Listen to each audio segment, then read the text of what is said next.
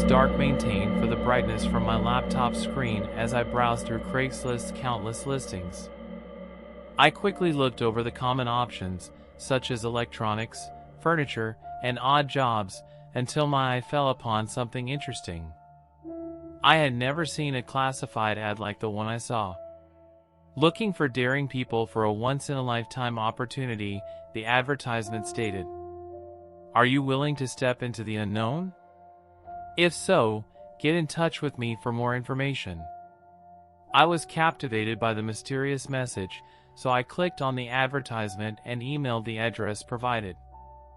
I heard back from them in a matter of minutes, with a brief speech and a meeting time. My curiosity stimulated, so I decided to solve the riddle of the mysterious advertisement. The location took me to an abandoned warehouse on the outer edge of town, with painting all over the walls and all of the windows locked up. A cold sensation went down my back as I got closer, but I continued since I was feeling brave. The smell of rot filled the air within, and my footsteps echoed through the abandoned hallways. I discovered myself in a dark room with a shadowy figure waiting for me. The figure whispered, hardly making a sound, "Welcome. You are brave to have come." Even though what they said made me tremble, I overcame the fear and asked the question that had been bothering me. "Where is this location? What can you expect from me?" The figure laughed an estimated, cold look that made my bones tingle. "All will become clear in the end," they said. "But first, you must prove yourself worthy."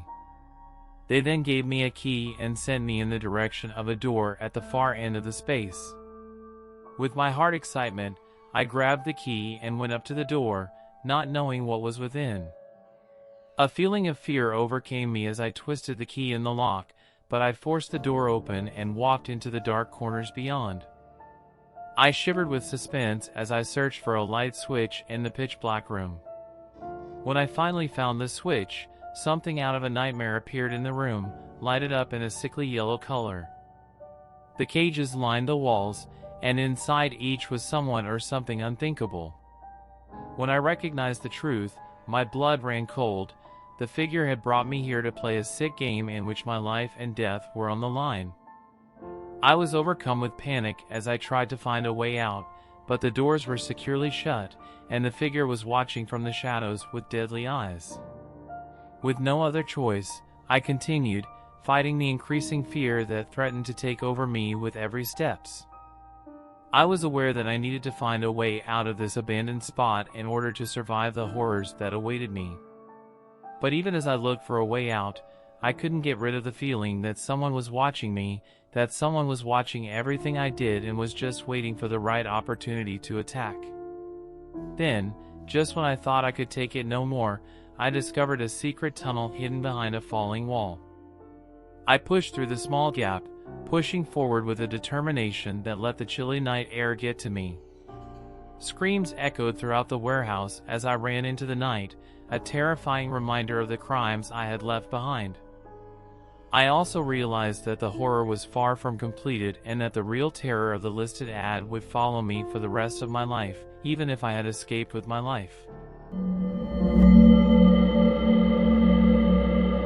I had always been cautious when it came to online transactions. But when I saw the ad for a free couch on Craigslist, I couldn't resist. I had just moved into a new apartment and was in desperate need of some furniture. The ad seemed legit. The guy, who claimed to be a friendly and trustworthy individual, had included photos of the couch and a detailed description.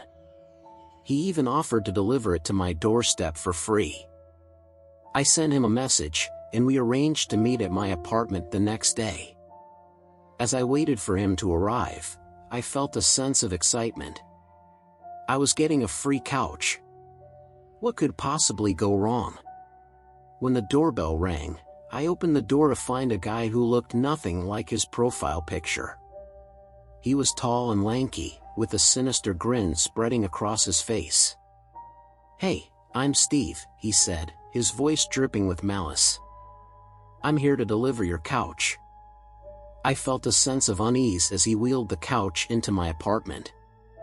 It was old and worn, with stains and tears covering the fabric. But I was too polite to complain.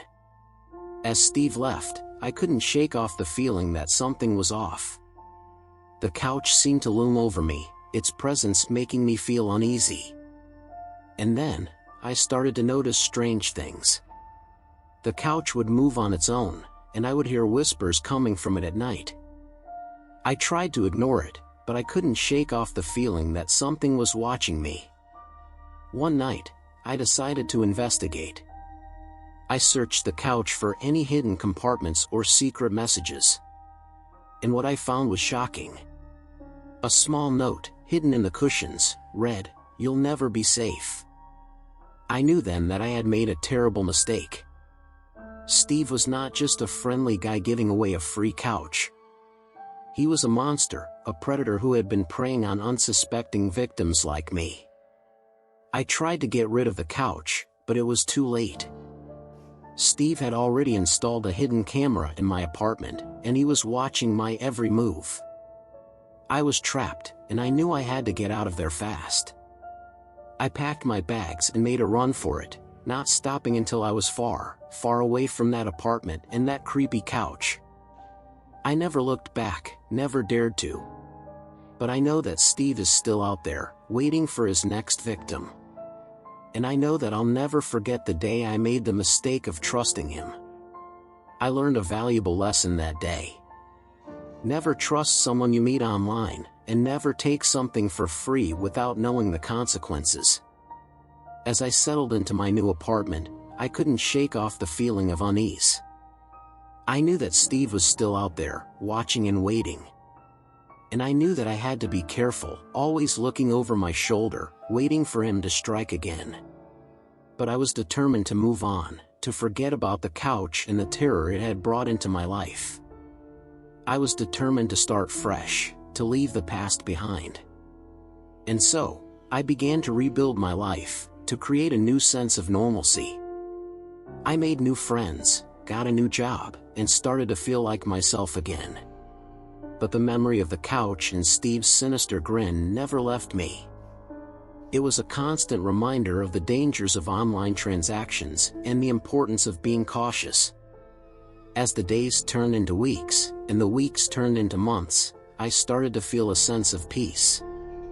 I had finally moved on from the trauma of that experience, and I was starting to feel like myself again.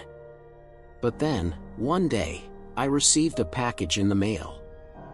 It was a small box, with no return address. Inside, I found a small note that read, "I'm still watching you." I knew then that Steve was still out there, watching and waiting. And I knew that I would never be able to escape the terror of that creepy couch. I was trapped in a never-ending nightmare, and I didn't know how to wake up. The memory of the couch and Steve's sinister grin haunted me every day, a constant reminder of the dangers of online transactions and the importance of being cautious. And so, I lived my life with a sense of awareness, always knowing that danger could be lurking just around the corner. But I was determined to not let fear control me. I was determined to live my life to the fullest, to never let the memory of that creepy couch hold me back. But the fear was always there, lurking in the shadows, waiting to pounce. And I knew that I would never be able to escape the terror of that creepy couch. As I walked down the street, I couldn't shake off the feeling that I was being watched. I looked over my shoulder, but there was no. As I sat alone in my dimly lit apartment, scrolling through Craigslist for a new job opportunity, I never could have imagined the terrifying events that were about to unfold. Little did I know, I was about to stumble upon an ad that would change my life forever. I came across a job listing that seemed too good to be true, a part-time position at a local antique store that paid well and required minimal experience. Despite my better judgment, I decided to reach out and schedule an interview. The following day, I found myself standing in front of a quaint little shop in the heart of the city, a chill running down my spine as I gazed up at the weathered sign that read Luna's Antiques. I walked inside and was immediately greeted by an eerie silence that seemed to hang heavy in the air. The store was dimly lit, the shelves lined with ancient artifacts and dusty trinkets. As I made my way to the back of the store, I noticed a figure standing in the shadows, their eyes fixed on me with an intensity that sent shivers down my spine. "Welcome," the figure spoke, their voice low and raspy. "I'm Luna. I believe you're here for the job." I nodded slowly, trying to mask the unease that was building inside me. Luna led me to a small office in the back of the store, the walls lined with strange symbols and dried herbs hanging from the ceiling. As we sat down to discuss the details of the job, I couldn't shake the feeling that something was off. As I left the store that day, I couldn't help but feel a sense of foreboding creeping up my spine. That night, as I lay in bed, I heard strange noises coming from outside my window.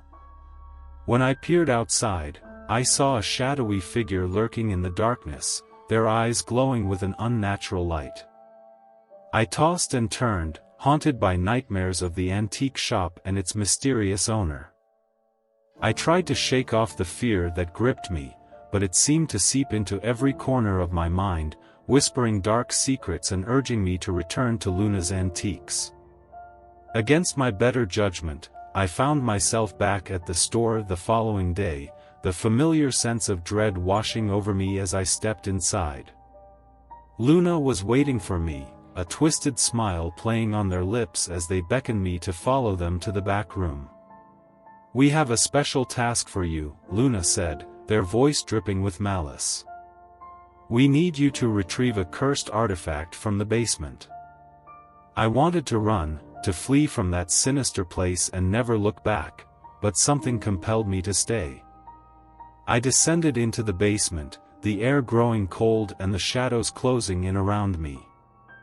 I reached out a trembling hand to grab the artifact, but as soon as my fingers brushed against it, a wave of terror washed over me. I felt a presence watching me, a malevolent force that whispered dark secrets in my ear. I tried to scream, but no sound came out.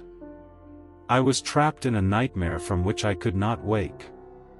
As I stumbled back into the store, the artifact clutched tightly in my trembling hands. Luna's eyes gleamed with triumph. "You have passed the test," they said, their voice echoing through the empty shop. "But know this, the curse will follow you wherever you go." I ran from the store, the curse burning like a fire in my veins. Everywhere I turned, I saw shadows moving in the corners of my vision, whispers of ancient incantations filling my ears. I tried to rid myself of the cursed artifact, but it clung to me like a malignant cancer, poisoning my mind and soul. I sought help from priests and mystics, but no one could rid me of the curse that had taken hold of me. I was doomed to wander the earth as a vessel of darkness, forever haunted by the evil that lurked within the artifact. As I sit here now, alone and trembling, I know that the curse will never release its grip on me. I am a prisoner of my own fear, a puppet of the malevolent forces that now control my every thought and action. I'll never forget the day I stumbled upon that Craigslist ad.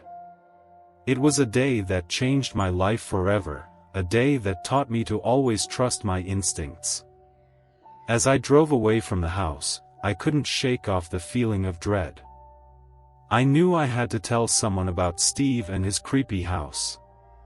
But who could I trust? I decided to go to the police station and report my experience. The officer at the desk listened attentively as I recounted my story. But when I finished, he just shook his head. "We've had reports about that house before," he said. "But we can't do anything. No one has ever been able to prove anything." I was frustrated.